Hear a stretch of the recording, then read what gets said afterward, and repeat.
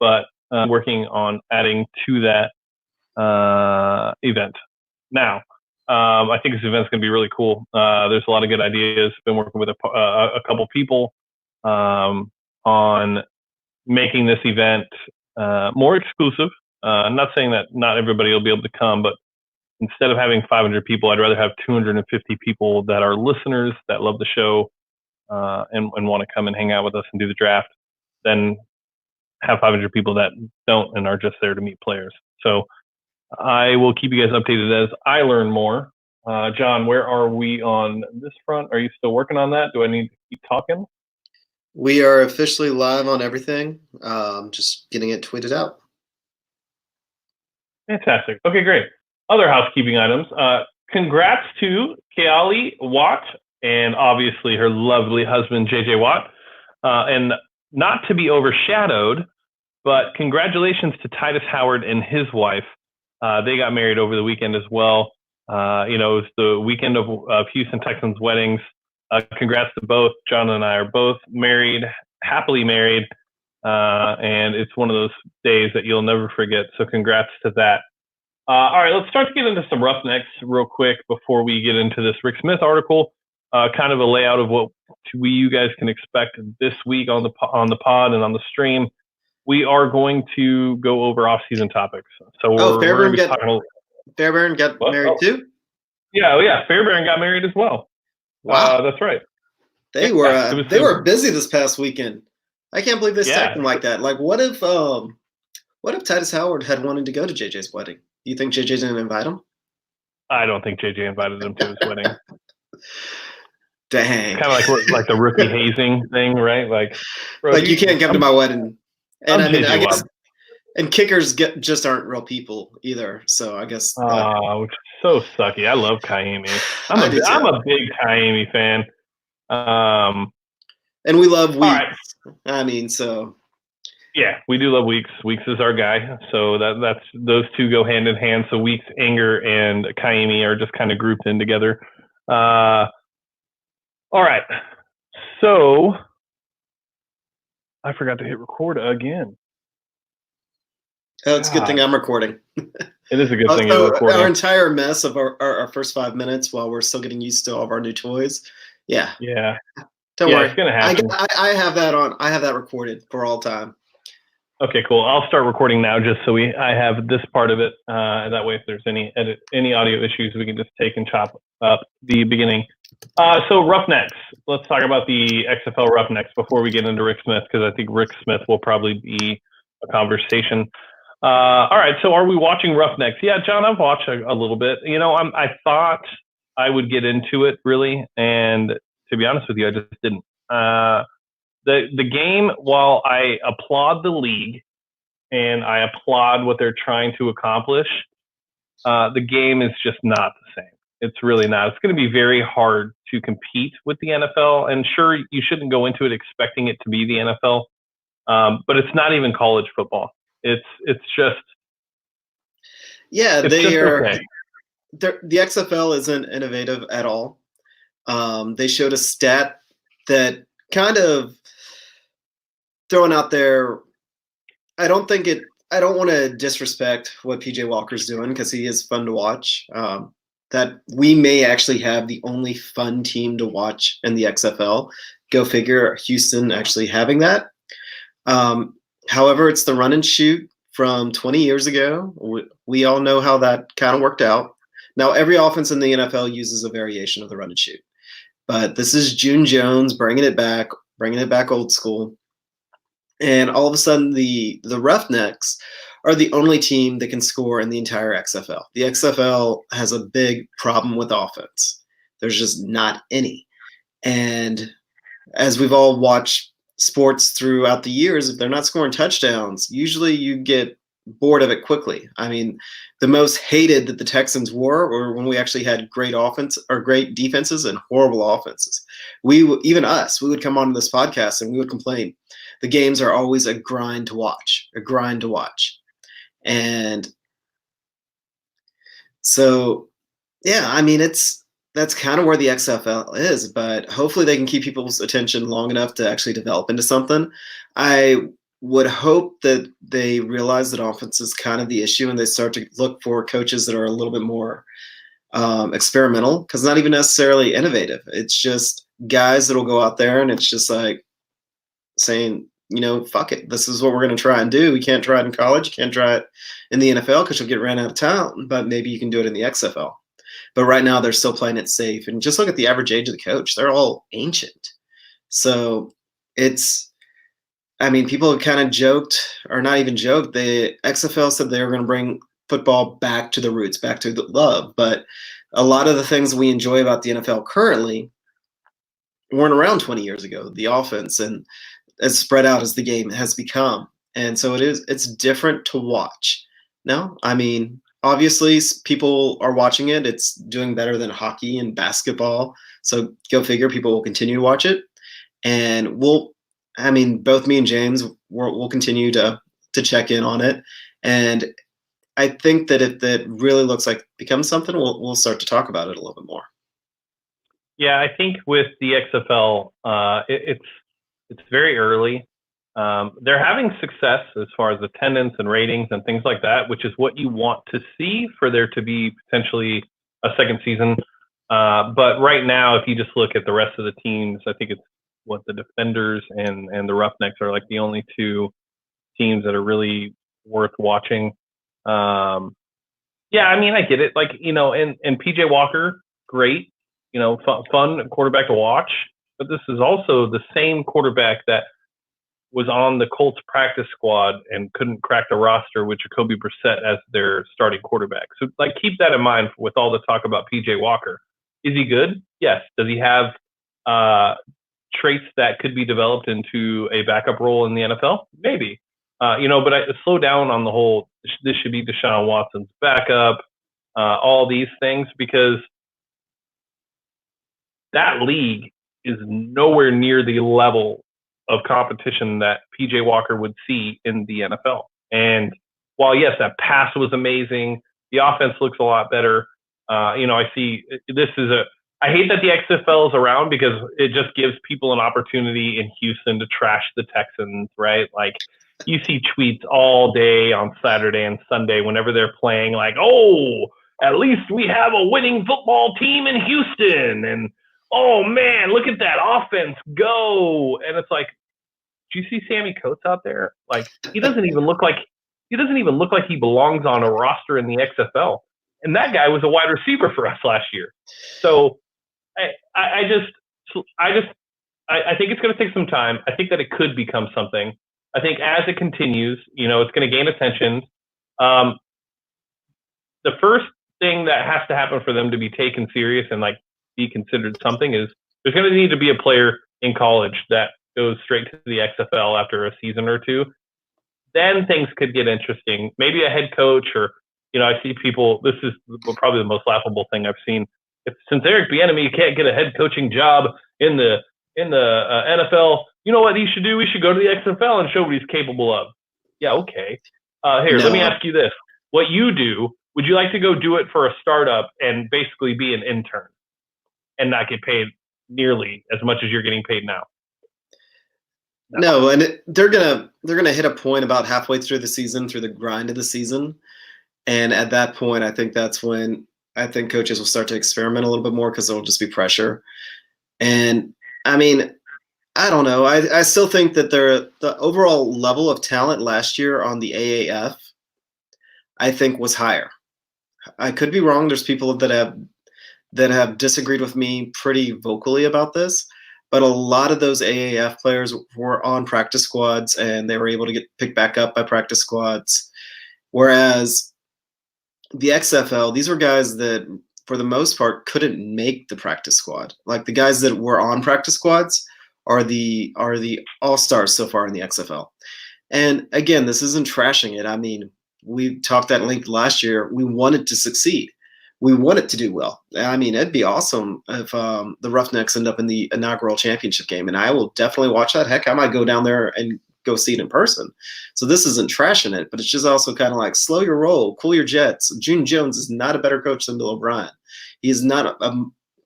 That was probably my like favorite tweet was how often that was popping up. Oh, look, June Jones is a better coach than Bill O'Brien. We finally have a real head coach in Houston, and it's like, no, So dumb, dude.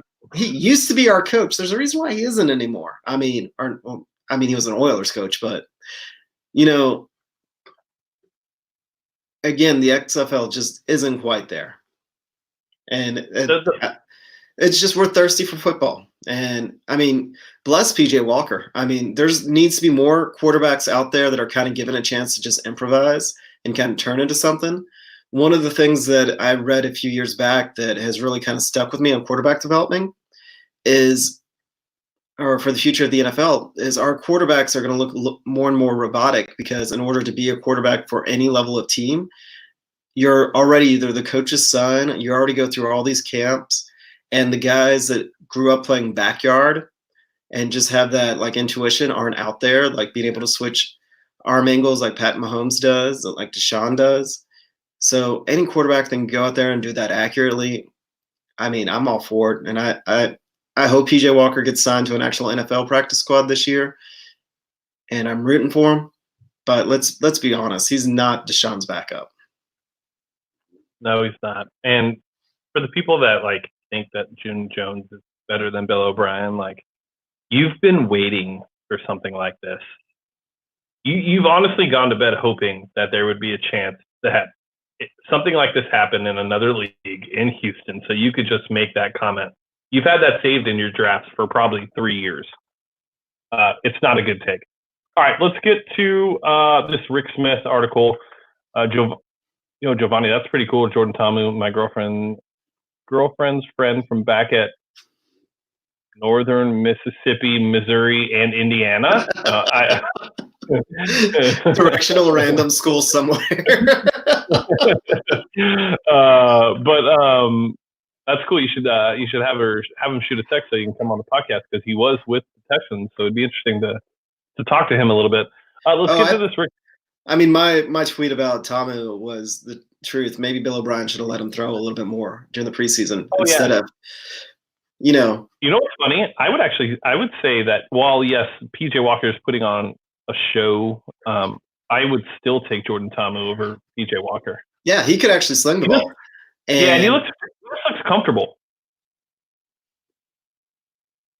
for me. Yeah, he looks like he can throw the ball. I think it would have done a lot better in our evaluation of our wide receiver core during the preseason, where I don't want to trash the guy that was throwing the ball, but he was a special teams player. He shouldn't have been throwing the ball. Right. And you look at Jordan Ta'amu playing over in the XFL, and he's throwing the ball with accuracy, and I mean, he's doing a good job slinging it. So why on earth didn't we give him a chance to do so? I don't know. I think we gave way too much time to the XFL. That was like a solid 10 minutes. I know. All right, so let's get to this Rick Smith article. Let's talk about The Athletic. It was a very well-written article. I think for people that only saw the quotes, I think you did yourself a disservice by not reading the article, as the article was very moving. It really gave you a look into Rick Smith, the person.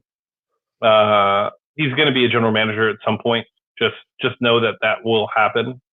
It won't happen here, obviously, but I do believe it will happen. He was a good general manager for us. I think things just grew a little stale, and Bill O'Brien had his way of wanting to do things. The part that, well, I'll let you lead this part. I'd like to hear from you what parts stood out to you. Obviously, the Deshaun Watson aspect, I think people took a little bit out of context, but why don't you share with me what your thoughts are? Well, first off, the Deshaun Watson, everybody in Houston, I mean, Rick Smith wasn't as bad as any of us made him out to be. Agreed. However, Rick Smith was as bad as how all of us made him out to be.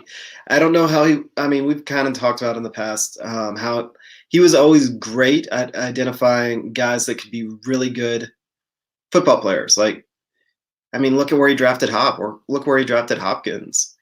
Look where he drafted Watson and Watt.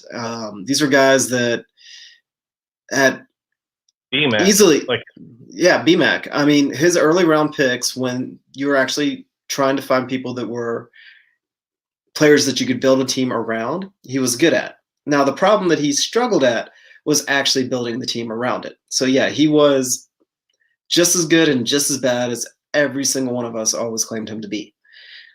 However, we also forget that he's a really good guy. that's the best part about him. For me, it's funny. I was on a YouTube channel this week, and it's called The Pursuit of Possibility, and it was really cool. A buddy of mine from Google, and a lot of this guy's just one of those motivational, just really positive guy. And I was thinking about Rick Smith because I just read the article before I went in there, and it was just very interesting because, yeah, Rick Smith has just always been a good guy. Always. To the media, to the players, like the way he handled the Ryan Mallett thing on Hard Knocks, right? Like, he wasn't iron fist. He wasn't like, do it again, I'm going to cut you. He talked about it, heard him out, which is, I think, a thing that people tend to leave out when communicating and conversating is actually listening. But yeah, I mean, Rick Smith was a good guy. And I mean, through what he had to go through, like I can't even imagine. I don't even want to try to imagine. And I was very, very surprised with how the Texans handled it. They put him on Cobra, which is, you're fired and you lose your insurance. We had been told when they let him go that it was kind of a mutual parting of ways, that he needed to spend time with his family. However, I was just very, very surprised by that. I mean, you would think the way that they've always talked about the organization that there would have been something made for him to kind of help take care of him and help with those medical expenses. So that was a little bit of a surprise. I do agree that it was the right move for him to move on. Regardless of opinions about Bill O'Brien and Rick Smith, I don't think that they complemented each other at all.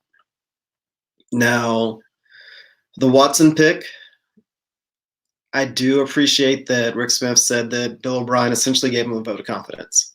You got your gut, go with him, we'll coach him up. And everybody kind of laughed at that line, but what else are you supposed to, your head coach, what else are you supposed to say? Yeah, like, people took that as like he didn't want Deshaun, and Pat Mahomes was his guy, and all these other things. No, I mean, that just sounds like exactly how we understood the front office at that time to work.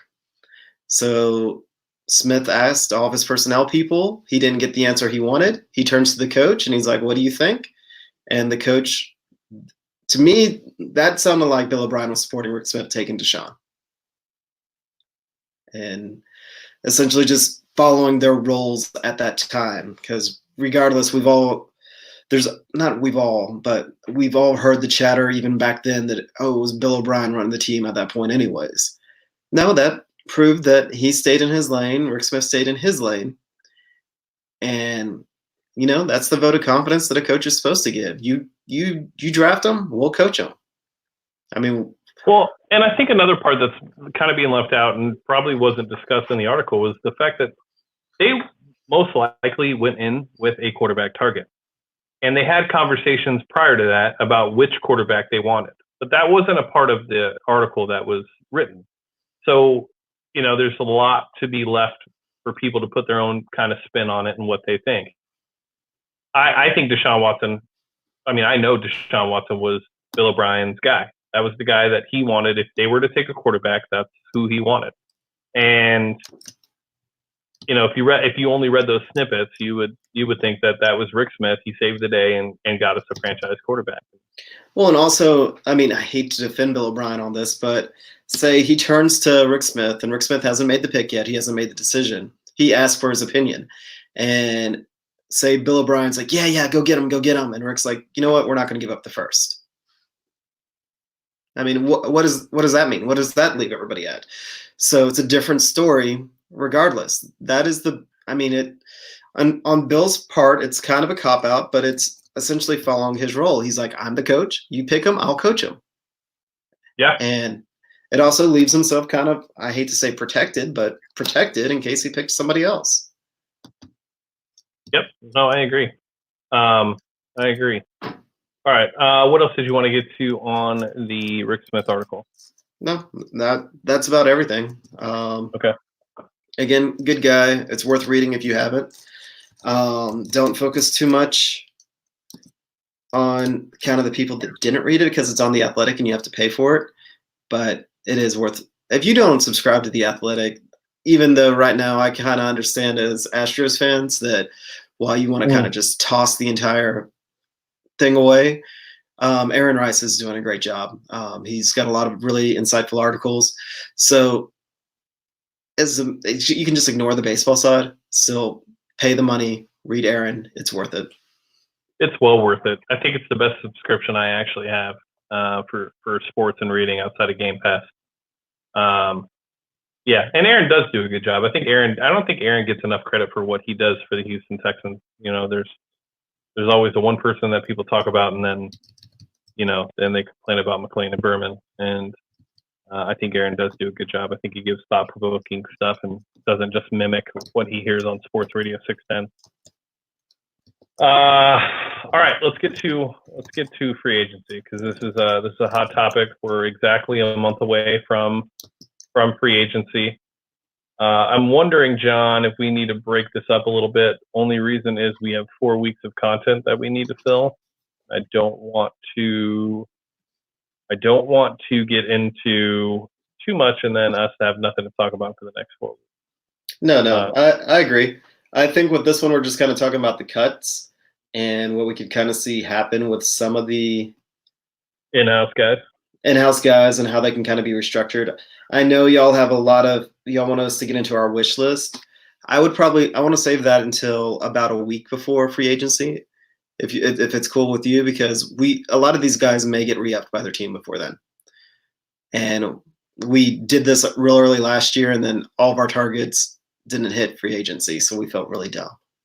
Yeah, I think what we can do is just talk about free agency next week, talk about the players that are available, maybe not necessarily fits. Maybe we can do like defensive side, offensive side, and then that would give us an opportunity that following week to talk about our wish list. It would probably be ideal. So let's hop into kind of where the Texans sit right now.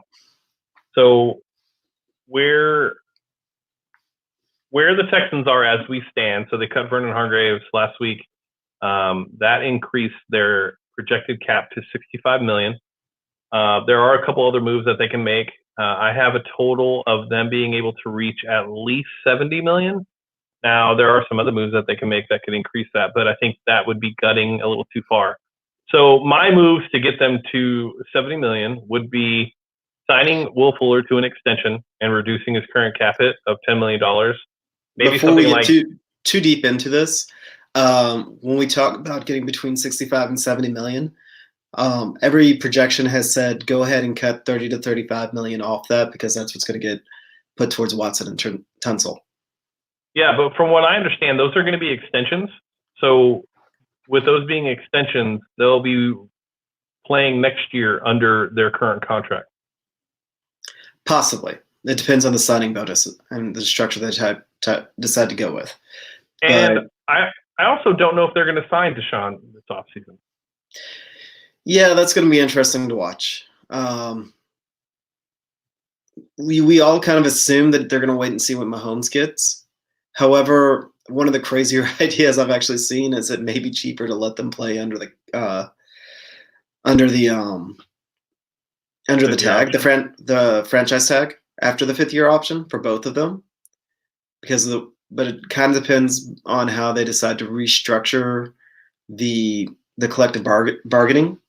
So there's certain rules in place, and if you don't follow Texans Cap, please go read all of his stuff. But it puts restrictions on how they can create these contracts while they're under contract, essentially. Something about the I'm going to completely butcher it. So it might be better to come back to this one so I can go read what he actually wrote, and so I don't butcher it and make it sound like he's an idiot when I'm trying to quote him and I'm just the idiot. No, it's fine. So I'm going to get into some of the moves that I think the Texans can make to get to $70 million. So as of right now, they're sitting at $65 million. I think signing Will Fuller to an extension maybe something like 2 years, 14 million, or maybe 2 years, 16 million, cutting it down to a $7 million or $8 million cap hit per season. They can then cut. So there's a lot of talk right now, and I think this is an interesting talking point. There's lots of talk about cutting Zach Fulton in the offseason. It's $7 million. Yeah, it's $7 million, which is pretty good for how. I mean, he's not a great guard, but he's a good guard. I think it's. This is the way I look at it. Last season, do you think that this offseason we would be complaining about one person on the offensive line? No, that's kind of crazy, especially since last year at this time, he was the guy that, he's our good one. He was our only good one. Yeah, Nick Martin was questionable, right? He wasn't performing at a level that we expected him to. We had Kendall Lamb and, everybody else at tackle. And then Senio and Greg Mance would switch off at left guard. So we didn't have a lot of stability in the offensive line. Now we're entering the offseason with a starting left tackle, a starting left guard, and Max Sharping. So starting left tackle and Titus Howard, starting left guard and Max Sharping, starting center and Nick Martin, starting right guard, Zach Fulton, and then a starting right tackle and Titus Howard, who, when all five were on the field, the offensive line was a top 15 offensive line. You can make an argument, stat-wise, they were a top 10 offensive line. Now we're talking about cutting a guy because we want $7 million to go spend somewhere else, and then we're going to fill that with a draft choice. I don't know if I like that thinking. So you would rather spend $7 million? Where are you going to spend that $7 million? You going to spend it on Darren Fells and give him what Greg Olsen got? Like, where are you going to put that $7 million? I'd rather have that starting guard back and have some continuity in the offensive line that was improved last year. My thought. And you have enough money to go make some moves in free agency. You really don't need that extra $7 million. I don't know. What are your thoughts, John? This is kind of where my head's at. It's one of those that kind of depends on what the plan to replace him is. Now, if they draft another rookie to play on that offensive line, I think at that point we kind of reach a tipping point on just the age of the line. Yep. Now, with Fulton,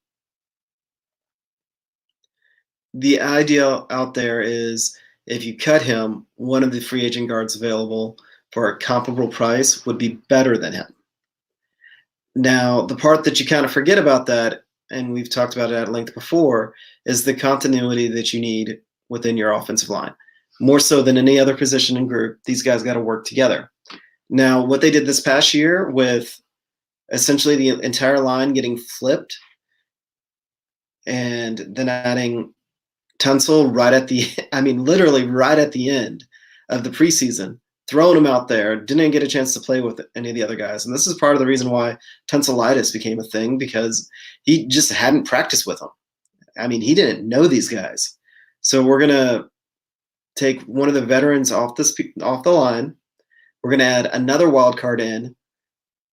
And it's not even because he's a bad player, just to save money. I mean, it doesn't make a lot of sense to me. I understand why, because he's the easy guy to look at. Oh, he's got a big contract. He's a guard. There's a bunch of guards. This will be easy. No, I don't really think it will be. I don't think it will be, and I also think that what we've seen with this offensive line, with the turnstile at every position outside of center, is that, to build a good offensive line, you need to have continuity. You need to have the same players on the field each and every season for at least a couple of years to be able to really build on the previous season. And while Zach Fulton in pass protection is just average, in run blocking, he's really pretty good. So if I had a choice of being able to roll the dice on the right guard position or keep Zach Fulton, I'd rather keep Zach Fulton. Now, I've seen this kind of thrown out there, that they cut Fulton, move Titus Howard to right guard, and then draft a tackle in the second round. I know that this offensive tackle class is deeper than we've seen in the past, and thank God it couldn't come at a better time for the league, to be honest with you. But at the same time, I don't know if I want to mess with Titus Howard's development and take him out of a spot where he looked really good.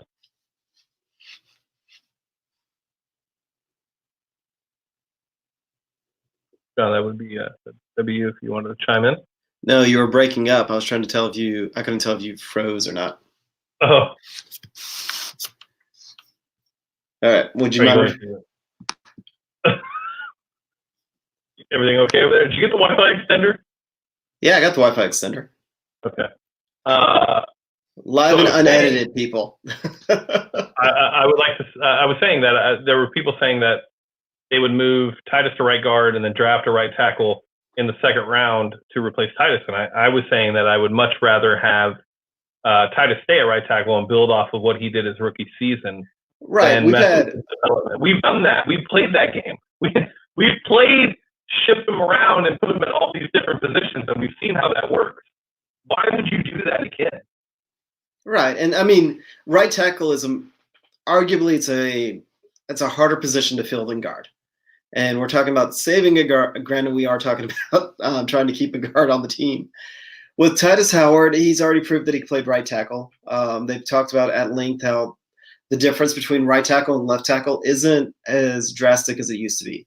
You used to just want a mauler at right tackle that would kind of help clear the lanes for running.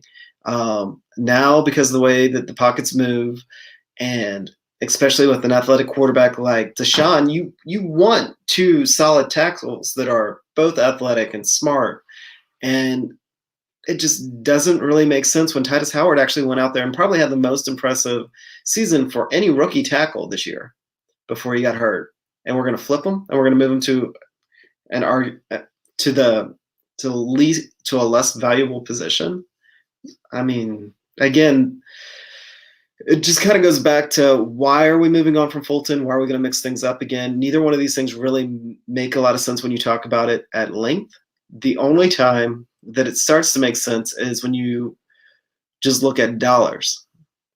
But you're not going to find a tackle of Titus Howard's level in the draft, so you have to pay one. And why risk it on another rookie guard anyways? Yeah, the only reason I see cutting Zach Fulton is if you're going to go from paying $7 million for an average guard to paying $11 million for a top tier guard. If that's the plan, great.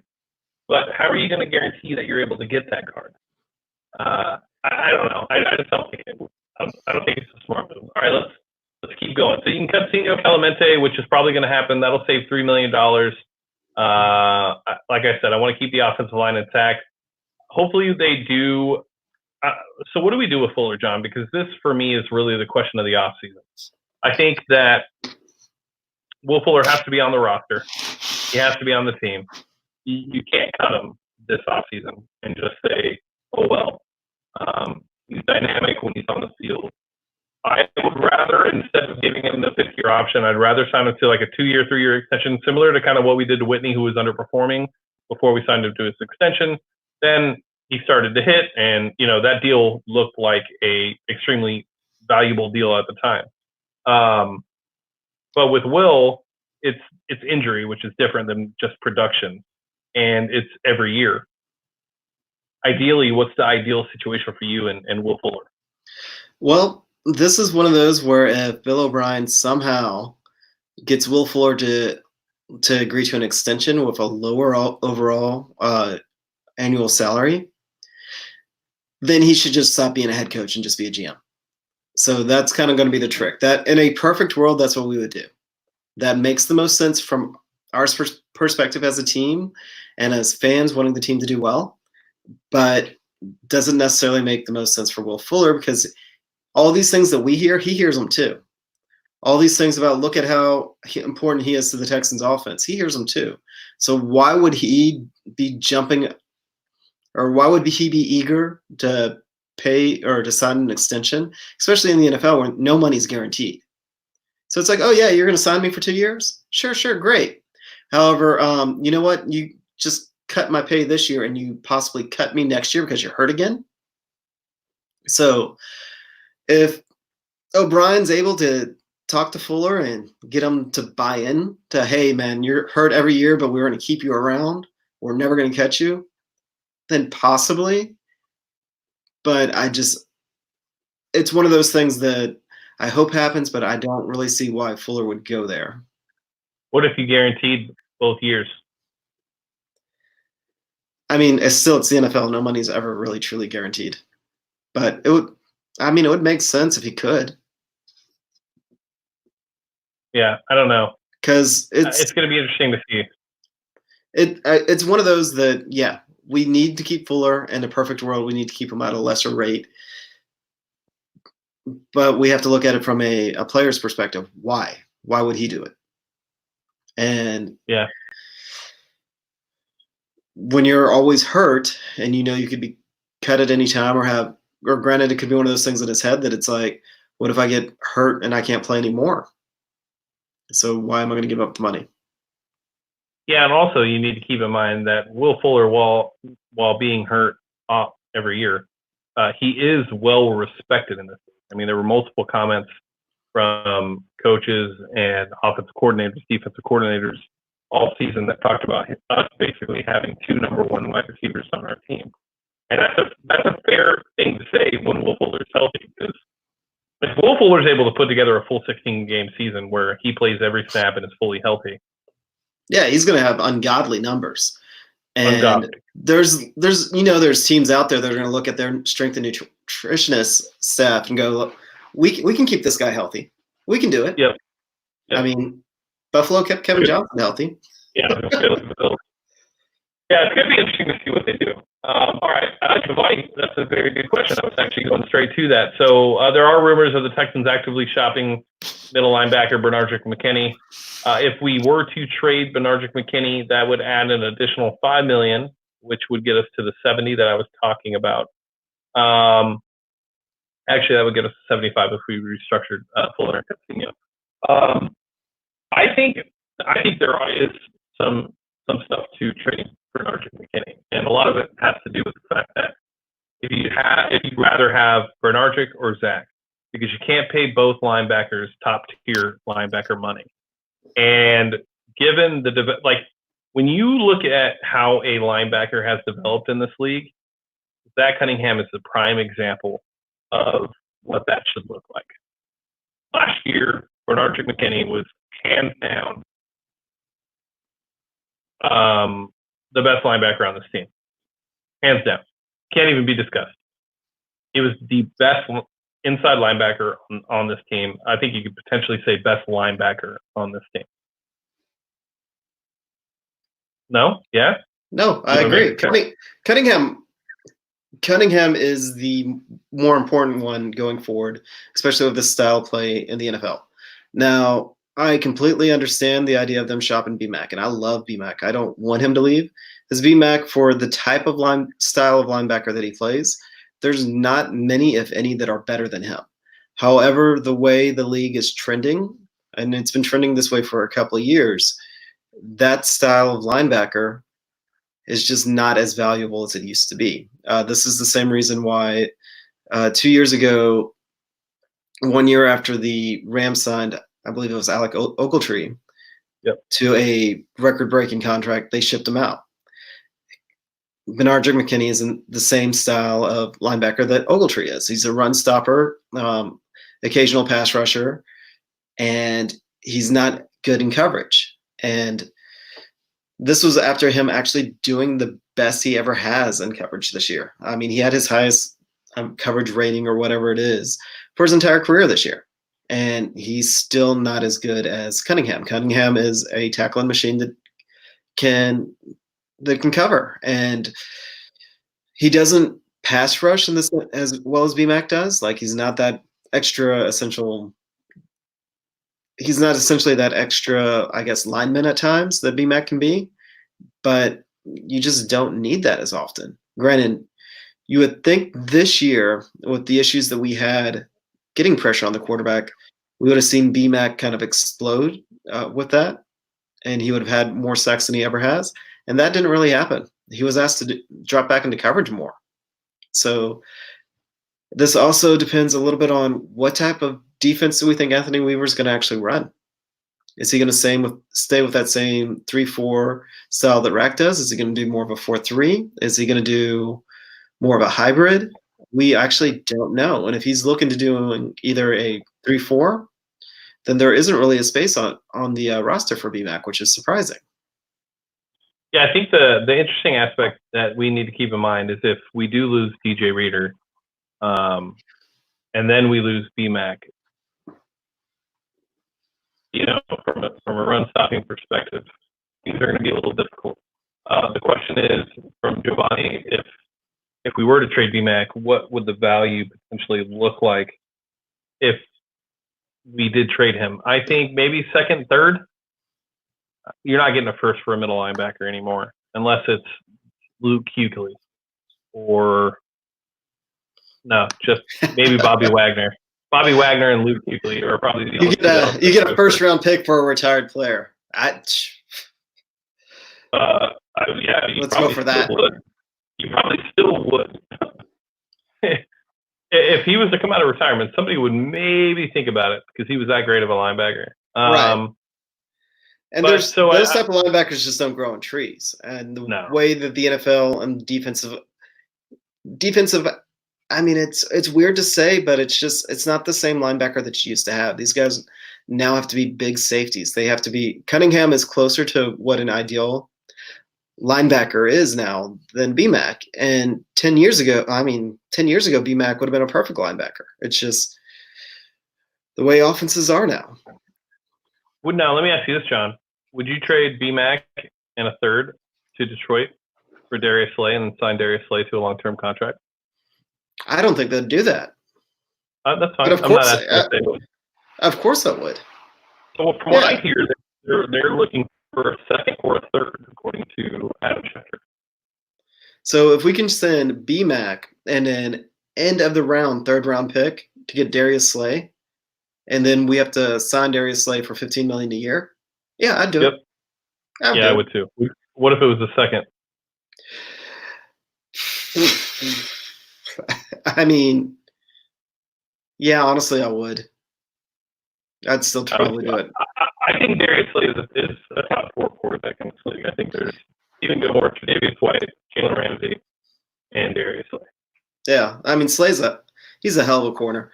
So second round in BMAC, I have to pause a little bit and maybe think a little bit more about it, but I would still do it. What if they sent you a fifth back with that? I'd do it. Yeah, that makes it a little easier. Yeah. I'm not saying that they will, but I just think it's interesting that he's out there and we potentially could lose Roby, and maybe that's how you offset the loss of Roby. Yeah, I mean, again, thanks Giovanni for reminding us about last year. That was the rumor that the original trade discussions with Miami got started because Flores really wanted BMAC. That's who Flores. Again, a Belichick-style defense from 10 years ago, 5 years ago, even to an extent a little bit now, they would build their defense around a player like BMAC. And so, of course, Miami could see him as being that all-important cog, and that's how those trade discussions got started. And if he would still be interested, I'd probably reopen that dialogue. Again, though, if we're staying with the 3-4, I would like to keep BMAC. I understand that it's going to be very hard to pay both Cunningham and BMAC, but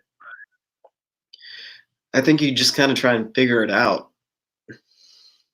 Yeah, no, I agree. All right, before we get into the rest of the Texans free agents that we want to talk about, here's a quick word from our sponsors. Hey guys, Young Ari Gold here. I'm extremely excited to talk to you about our newest sponsor, Clear. Never run to your gate again. Clear helps you get through security with a tap of a finger so you can get to your gate faster and reduce pre-flight stress. Start getting through security in a tap. Clear replaces the need for physical ID cards using your eyes and fingertips to get through security because you're the best ID out there. Sign up is easy. Create your account online before going to the airport. Once you get to the airport, a Clear ambassador helps you finish the process, then you can immediately use Clear. And this is not just at airports. This is also at 65 other airports and stadiums across the country. Parker and I are going to be going to LA on Thursday, and we were super excited to go enroll in the Clear process. We were in and out of the Austin Bergstrom Airport within 5 minutes. That's why I'm so excited to talk to you guys about Clear. Clear is the absolute best way to get through the airport security, and it works great with PreCheck too. Right now, listeners of my show can get the first 2 months of Clear free. Go to clearme.com/Texans and use code Texans. That's clearme.com/Texans, code Texans for your first 2 months free of Clear. All right. Make sure you guys go to clearme.com/Texans and use promo code Texans for 2 months free of Clear. It really is an amazing thing. That's why I approved this ad. I hate waiting, so make sure you guys go check that out. All right. Let's start to talk about other potential Texan other free agents. Xavier Howard. Let's talk about that real quick. If his charges are dropped, that would be interesting as far as BMAC, because I really like Xavier Howard a lot. He would be an upgrade on this team. I mean, he would definitely help this team. He could play man and corner. He would have to be a part of the BMAC trade. That would have to be part of it. Maybe it's just a player swap. I don't know. I don't know if you would player swap a corner for a linebacker, but then in that style of defense and what they build around, BMAC would be more of a focal point for that defense in Miami. So maybe. Granted, Xavier Howard, I think he'd be off limits, even though the charges were dropped. It was domestic battery, and that's kind of that. Then that's been the red line. No wife beaters. So I don't think that's going to happen. Yeah, but it's a good question. All right, let's get to the big free agents that are. Actually, we have 2 questions from 2 of our listeners on Twitter I wanted to get to. We'll have to actually save this for next week because they are all free agents around the other free agents. Sorry, Kevin. I know you wanted me to answer that. Forgive me. Sorry, Trevor. I swear we'll get to those when we talk about the free agents. Kind of switched up last minute. All right, let's get to Bradley Roby. So I have a list of players that are upcoming free agents. We'll start with at the top with cornerback Bradley Roby, signed in the offseason last year to a 1-year, $10 million deal from the Denver Broncos. I think everybody knows that I'm a huge Bradley Roby fan, and I would love to keep Bradley Roby.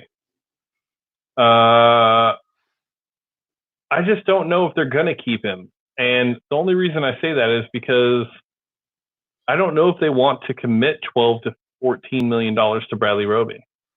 I think if they can strike a deal at $12 million, I think that they'll do it. But I think anything above that is a little too much for them. Yeah, I think it kind of depends on how the corner market shakes out. Now, the issue of Bradley Roby is how much, if he's trying to get up there to that $14, $15 million range, then he's gone. If he's going to sink down into 12, 13, maybe. And I think that the Texans would, this is based on just a little bit of things, they would prefer to keep him. But of course, he's going to be one of the players they actually have a cap on. I hate to say it, but him and DJ Reed are kind of both in the same boat. They would like to keep both players for the right price, but they understand that those players have to go out and do what's best for them, because the Texans have a lot of holes on defense, and they've got a lot of areas that they've got to spend money on. Yeah, I think so. Gut feeling, John, on Bradley Roby, if you had to guess if he would be back, we're going to do this with every Texan. If Bradley Roby was going to be back or not, would he be back or will he be gone? Gut feeling, he's back. Gut feeling, he's back. Same here. All right, let's move on to Lamar Miller. You know, it's funny. Entering the season, I thought that it was a sure thing that Lamar Miller was gone from this team. Now, I'm starting to look and I'm starting to think that there's a chance he's back next year. And the reason why I say that is because I think he'll be extremely cheap. Coming off an ACL injury, been with the team for 4 years, has been productive, but not the production we expected from him based on the salary that we committed to him. Carlos Hyde is also a free agent. We'll get to that. Something weird in me tells me that there's a chance Lamar Miller is our starting running back next year. Part of me wants to cry, but I think you're right. I mean, it's just one of those things that I just value. They'll get him cheaper than Carlos Hyde. Naturally, Yep. Bill O'Brien has his guys, and I think the magic to be a Bill O'Brien guy is if you buy into what Bill O'Brien kind of does as a philosophy. It's like he may not play you to your strengths, but he's going to play you to what the team needs you to do. And Lamar Miller may be the absolute perfect example of a guy that wasn't played towards his strengths, but he did exactly what Bill O'Brien asked him to do, even though that didn't highlight what he was really good at, because that's what the team needed him to do. And I think Bill O'Brien really appreciates when players buy in like that. So yeah, Lamar Miller will at least get offered a contract. He will not. I don't think he'll be back, but he will get offered a contract. I don't believe he'll be back, but if he is, I wouldn't be surprised. All right, let's get to the prized possession back in 2011, 2010, 2011. Quarterback Jonathan Joseph, signed by the Houston Texans from the Cincinnati Bengals, has been a good corner for this team for a very long time. I actually, when I originally put this agenda together 3 weeks ago, I said to myself, retired. Now with the shape of the secondary, let's say that Roby comes back. Let's say they add another corner, and our corners are Conley, Roby, X, Lonnie Johnson, and Jonathan Joseph is the fifth option on this team. I could see Jonathan Joseph playing in 10 to 15, maybe 20 snaps a game and being effective enough and staying on the roster for one more season. Thoughts? I'm afraid this is maybe we know each other too well, because that's kind of my thought too, that they're going to do the burner roster spot to get an extra coach, which they don't need to do. JJ, love JJ, South Carolina player. Are probably our number one free agent ever as a franchise. And it's the past 2 years, though, you can really, truly see that he's hit a wall. He's just not where he needs to be. However, he wants to keep playing. So gut feeling says that he signs with somebody else. Gut feeling is, yeah, he's gonna go somewhere else. That's my gut feeling. My gut feeling is he signs for one more year or retires and becomes a coach. Okay. All right, Barkevius Mingo, he's gone. That's it. Next. Yeah. Easy. Kaimi Fairbairn, I think we keep, and I think we should keep. That's our franchise tag. It might be. It might actually be. It just depends, right? We did sign Anger to an extension. Kaimi, when, at the beginning of the season, seemed to struggle getting used to Brian Anger. Brian Anger finally figured things out. Kaimi was, you could count on him. He kicked well. I think Kaimi's back. I don't think Kaimi's going anywhere. There's a philosophy out there that most of the NFL has, that you don't ever pay a kicker more than the rookie salary. However, I mean, you look at the teams that have been successful the longest, I think they'll actually, get them a decent contract for a kicker. Decent for a kicker. Which is like 20 years, $15 million. Pretty much. All right. Total, for the whole 20 years, that's how much you'll earn. So we're both on record saying that we will keep Kaimi Fairbairn. Yeah, he's staying. Okay. Let's go to the backup quarterback, A.J. McCarron. Backup quarterbacks don't matter, according to John. I remember when we signed A.J. McCarron, he was like, who cares? He's a backup quarterback. Any feelings of that being a little different now? Yeah, that's what he said. I can pull up the clip. That's no kidding. I said that. I was trying to talk about it, and you were like, backup quarterbacks don't matter. Well, I for our team last year, I pretty much, yeah, I mean, I could see where I was coming from because without Deshaun, our team, it didn't matter. That's exactly that. Whomever That's where you starting whomever's starting other than Deshaun doesn't matter. Now, AJ McCarron showed a little something, something. It just kind of depends. Part of me kind of kills me because you bring in AJ McCarron and you change the offense. Now, with AJ, it's closer to I think what Bill O'Brien wants to actually do. But I sort of wish you would find a player with Deshaun's skill set. Granted, there's no player out there that's going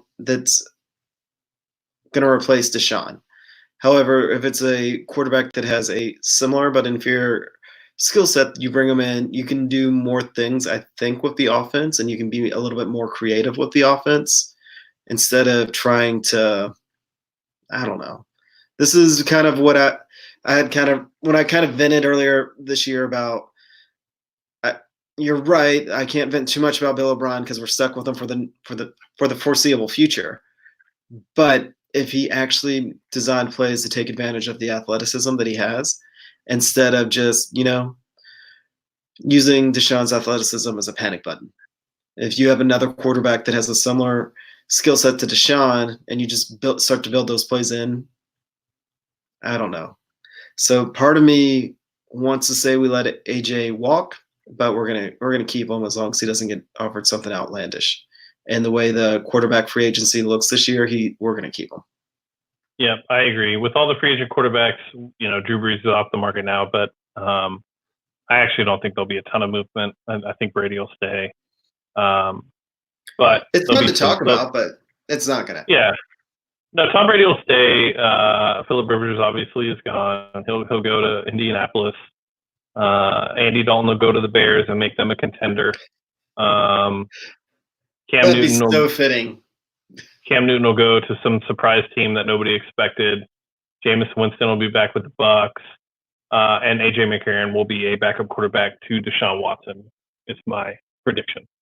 All right. This is the interesting one. Carlos Hyde. Carlos Hyde came in. We traded Martinez Rankins for him on cutdown day. Ended up getting a very productive running back that shined in our system. Looked really good. There's a part of me says that his market will not be as fruitful as people think. And the reason for that is this is a pretty good free agent running back class. And I don't know if there's enough money to go around to get him a decent sized deal. Yeah, you don't pay 30-year-old running backs. No. Is he 30? Yep, he'll be 30. He's 29 currently, so he'll turn 30. So you do not pay 30. You do not pay 30-year-old running backs, and especially somebody with an injury history like him. I think this was actually his. You have to take into account like how many snaps he's had. Like he's pretty much like 26. Well, he lost a year and a half, but he also went to Cleveland, and we saw how Cleveland ages people. So I don't think that he's actually he's not quite big enough to be the long-term grinder that I think Bill O'Brien wants. And I think that he's more of those kind of I hate to say disposable because they're not disposable. Every single running back in the NFL has skills that we really just can't even comprehend. You can look at guys that are like Christine Michael, who's a freak athlete, but couldn't cut it as a running back. So this isn't, I hate that narrative that running backs don't matter. Running backs do matter. However, they are replaceable because they take an absolute beating. And Hyde, maybe you get one more solid year out of him. So he's not going to he shouldn't get a huge contract. I hope we bring him back at something similar to what he made this year. If we did that, I am perfectly happy. I'm actually very happy with that. What's your cap for Hyde? Let's see. He made 1 year deal. He made 2.8 last year. So how much would a third round running back on this year's pay scale make? It's like 1.7, I think.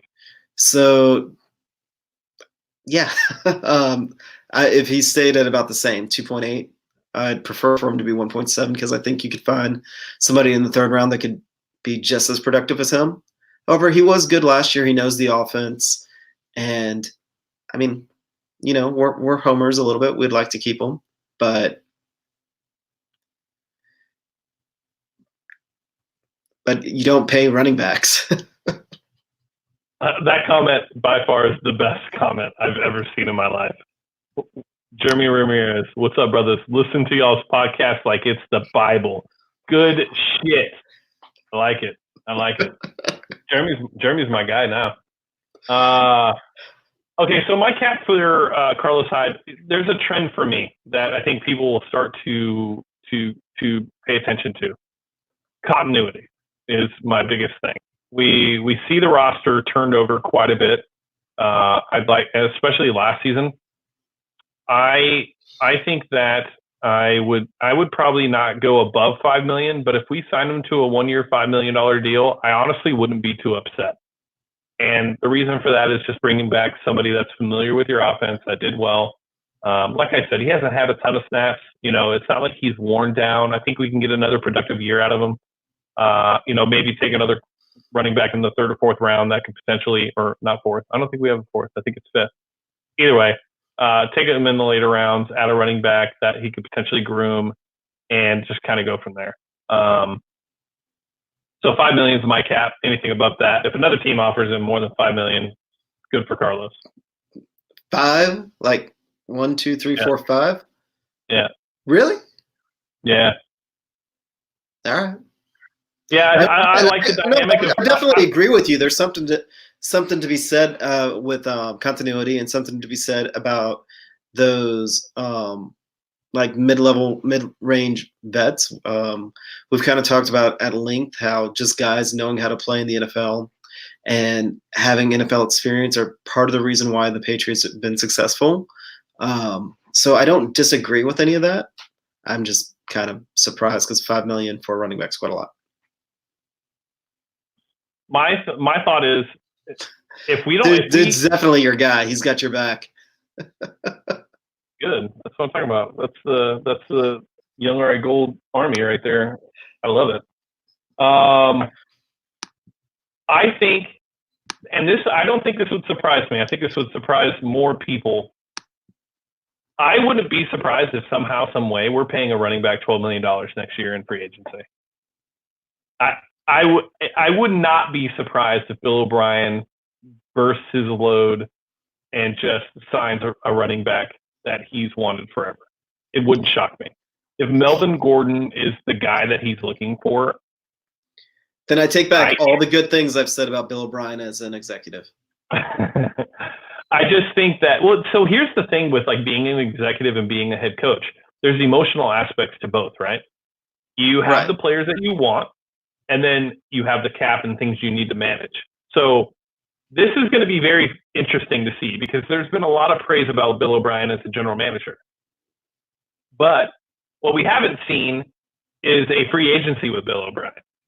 And I could see some moves made that people will scratch their heads like, I can't believe you paid $14 million a year for Melvin Gordon. No, you're right. And it's something that actually, it doesn't really keep me up at night, but I was about to say that being that dramatic, because you're right. That's the knock on having the coach as the executive, as the GM, as the guy that's making all the player personnel decisions, is he really wants a running back? He's going to get a running back. Now, he doesn't care what it's going to do to us for 5 years from now, because if he wants a running back, he's going to get us a running back. And it scares me because you would think that Bill O'Brien's smart enough. However, it goes back to you're starting to see it the way I was seeing it. Yeah, I saw like it. Your face started to twerk a little bit over. You're like, oh God, he's actually right. He's gonna do it. He's just we need all this stuff on defense. Like we need a lot on defense. And he's gonna do it.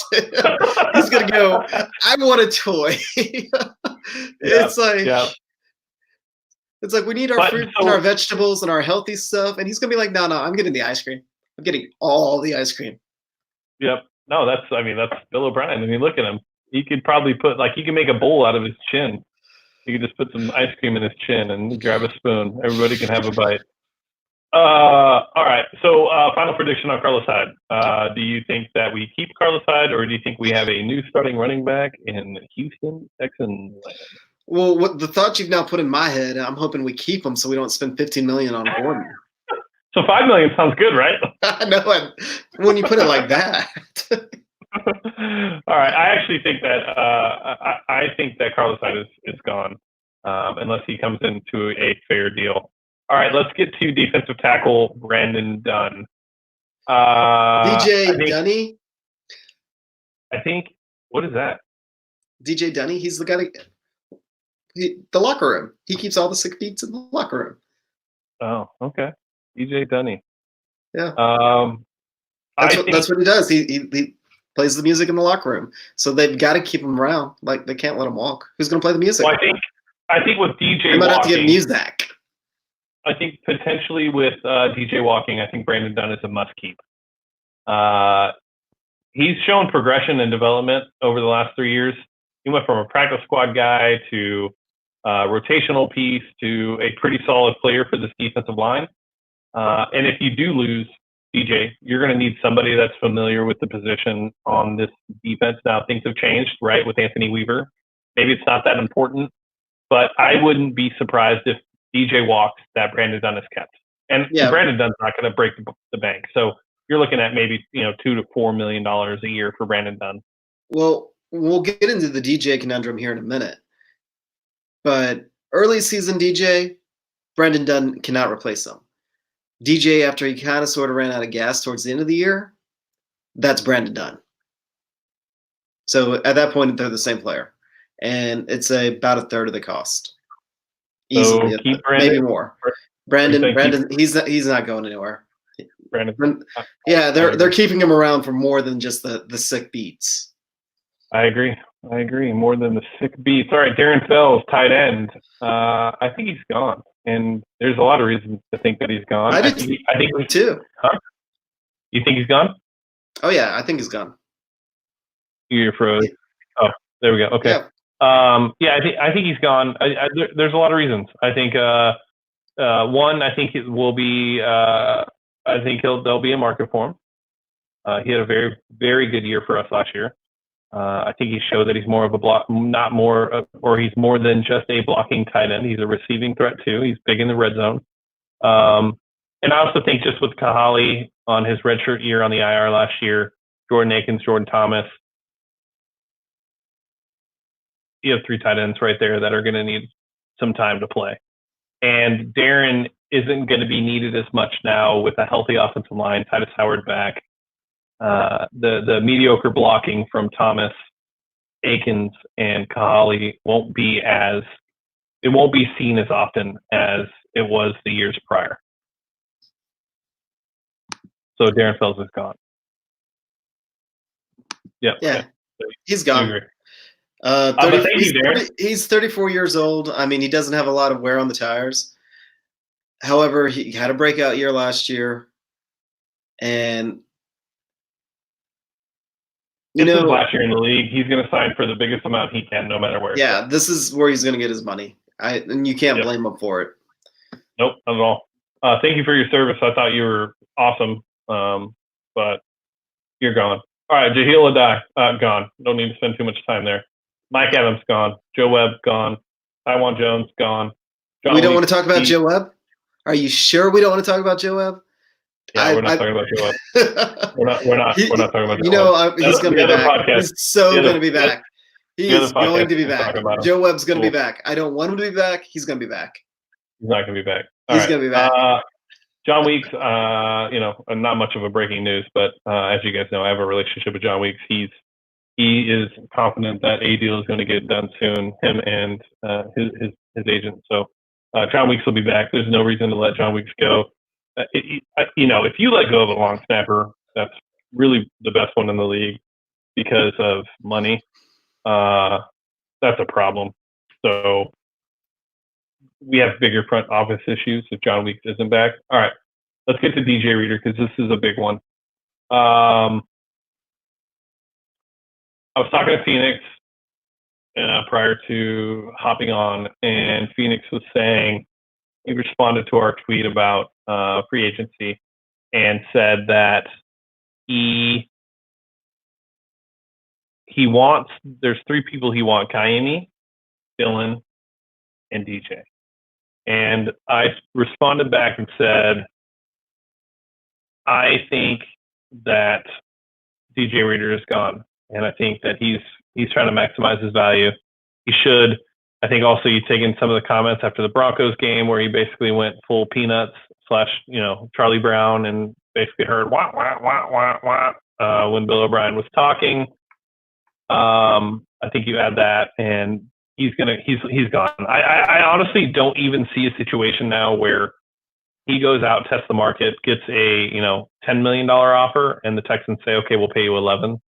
I think the only way he's back is if it's something underneath that. I don't think the Texans are going to. I don't think they're going to sign him.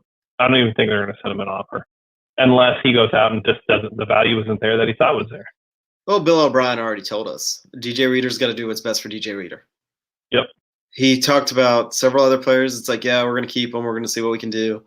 With DJ, it was pretty cut and dry. DJ Reader's got to do what's best for DJ Reader.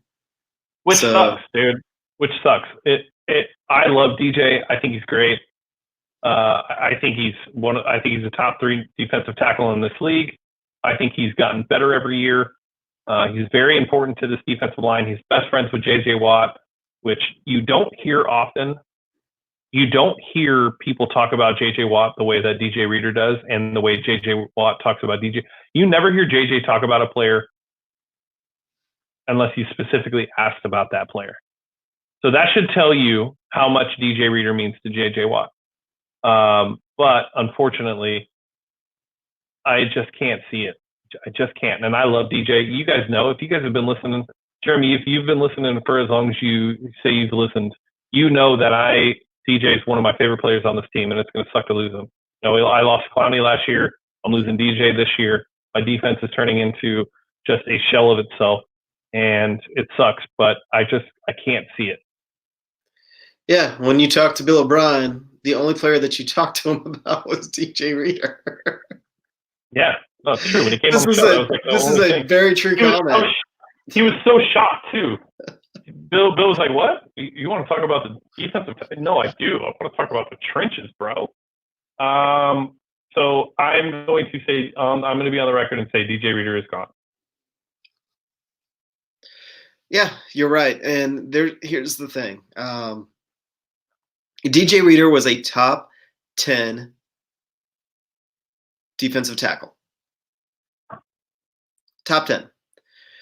However, I mean, with half the teams playing at 3-4, I think it's actually 2/3 of the teams playing at 3-4. That does limit his market. And just how much money are you going to pay for him? If it's early year DJ, then when he's generating an interior pass rush, you pay him more. However, it's one of those things that we've kind of talked about. Even we've talked about it with Merciless.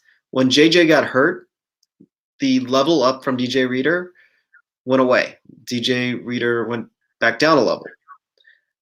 So there's probably belief within the organization, especially with some of the actions from DJ when, like during conferences and things like that, that maybe it's like we're not going to break the bank on a nose tackle. Just maybe. I mean, I'm trying to prepare myself. When we drafted him, he was the guy that I was like, hey, look, watch him. And I got James to fall in love with him, and James fell harder for him than I did. And he's been James's guy since. And it's just one of those where it kind of sucks where you take a player, 6th-round pick, develop that player into a top 10 player, and now he plays a position that you don't typically pay that much for that position.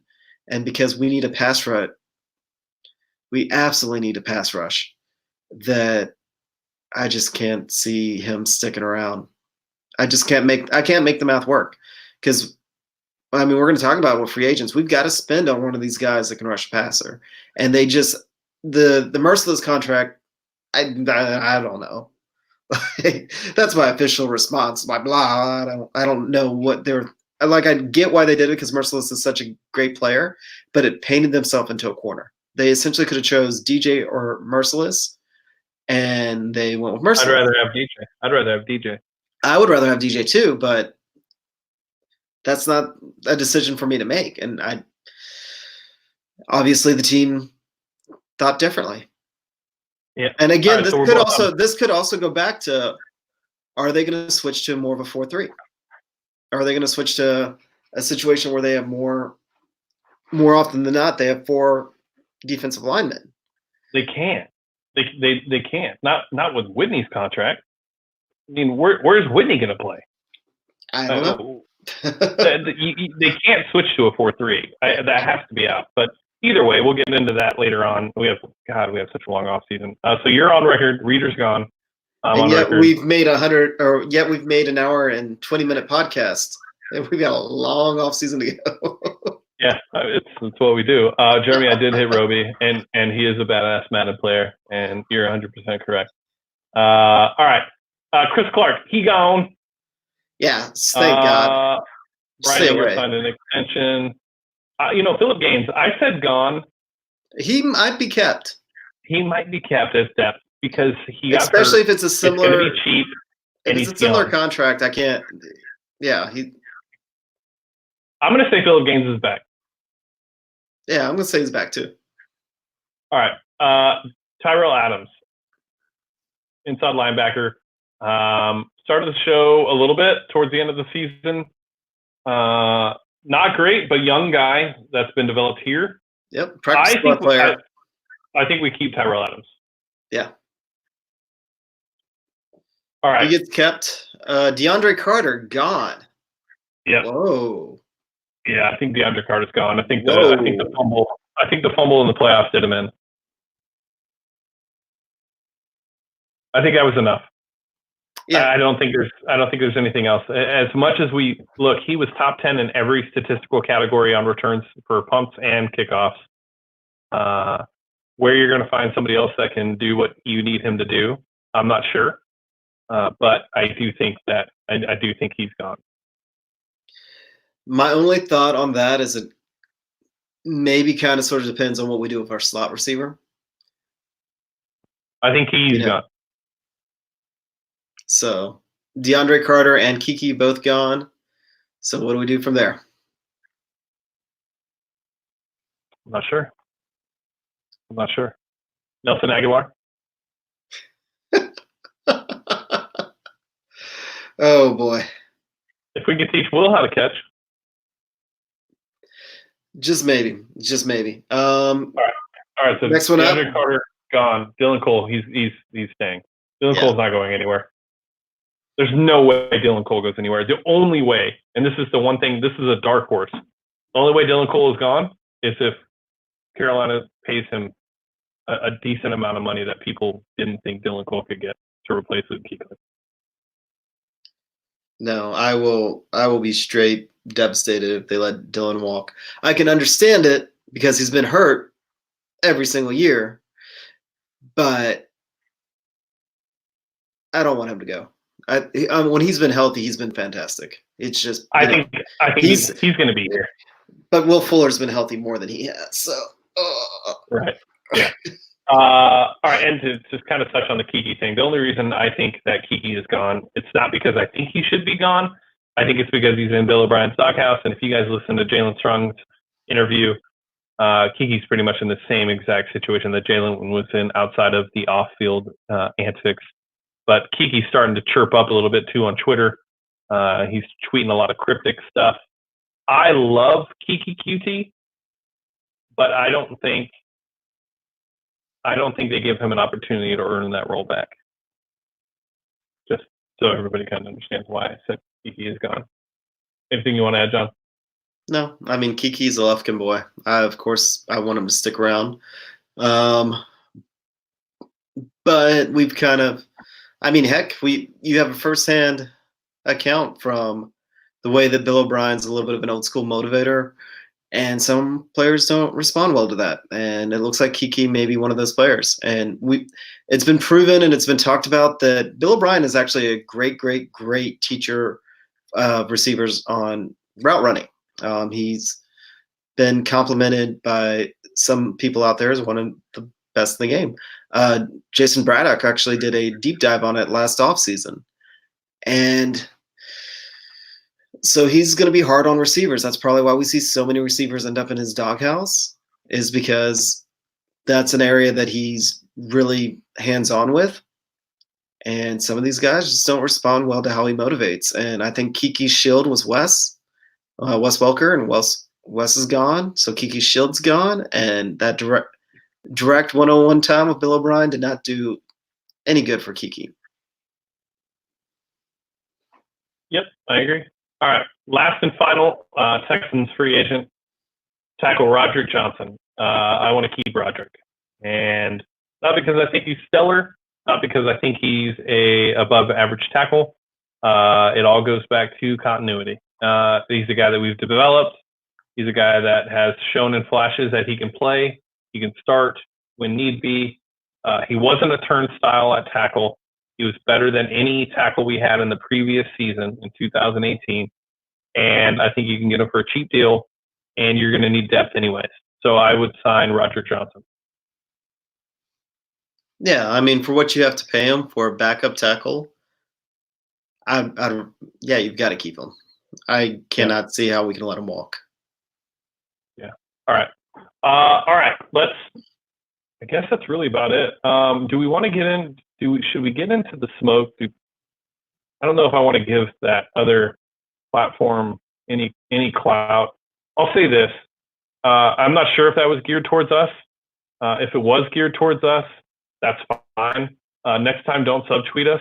Just come right at us. My @ is I am Young Ari Gold. John's is at John A Wade 3, and our podcast Twitter is at Houston FB Pod. I'll spell that out for you because it's probably better for you. Houston is HOUSTON. FB are letters, and then Pod is POD. Just to make things a little bit easier for you. I'm here for all the smoke. I've been here for 4 years. John has been here for 4 years. I've seen podcasts come and go for the last 4 years. You guys have started 3 months ago. If that was geared towards us in any way, you'll likely be gone in the next 6 months, as that's what happens with the rest of you guys. So unless that was geared towards somebody else, and if it was, forgive me, but I found it funny that was the day that we released a podcast and nobody else did, that tweet was sent out. So next time at me, bro. I'm here for it. So don't get it twisted. Yeah, we've outlasted everybody. We've outlasted podcasts that have had some pretty serious backing. And yeah, we're amateurists because you know what? We are amateurs. We don't make a dime off this thing. We actually lose money off this thing. This is for love and fun. And you know what? If they're coming at us, that's, you know what? I don't even want to worry about it because, like you said, 3 months from now, we'll be like, who are they? Who are they again? Because that's how it just goes.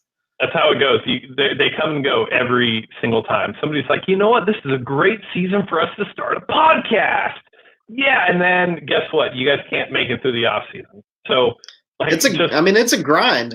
It really is. And here's my opinion on anybody that wants to start a podcast. Please do. I'm always up for listening for quality talk about Houston sports of any type. There's not enough of us out there. Like, we've kind of talked with others, and at this point, we're all a bunch of toddlers. We get to be the tall toddler right now just because, based on perseverance, like, there's other podcasts come and go.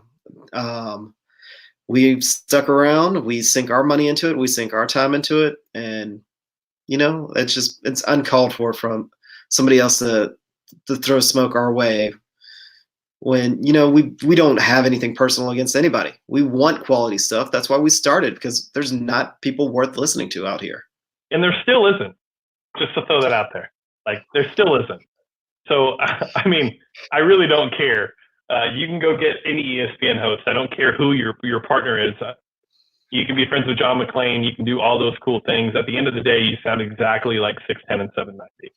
So maybe put a little effort into your show, maybe write an agenda, whatever it would be, whatever you need to do to be able to make a name for yourself. If you add us next time, you'll probably get a little bit more clout because we'll retweet it and we'll start something with you. And then people will be like, oh, who are those guys? And then they'll check you out. And then next week they'll come back to us.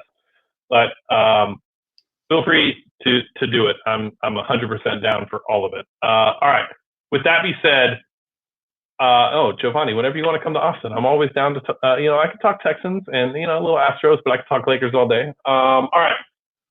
With that being said, I am Young Ari Gold. That is John Wade, the Garnet Texan. We are signing off for Texans Unfiltered. Next week, I swear to you, we will start the free agency thing. I know people are dying. We'll start with defense next week, and then we'll go to the offense the following week, and then we will go to our wish list. So we'll break down free agents on the defensive side and the offensive side of the ball and go from there. So with that being said, I am Young Ari Gold. I will catch you guys next week. Loved this episode of Texans Unfiltered? We'd love for you to be a Patreon supporter. Your support allows us to provide you with the best Texans podcast possible. You can also follow us on Twitter and Instagram at HoustonFBPod and everywhere podcasts can be found.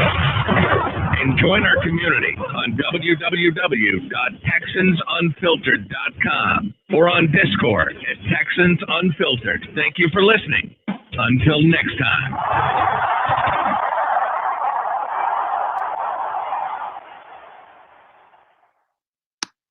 And Giovanni, the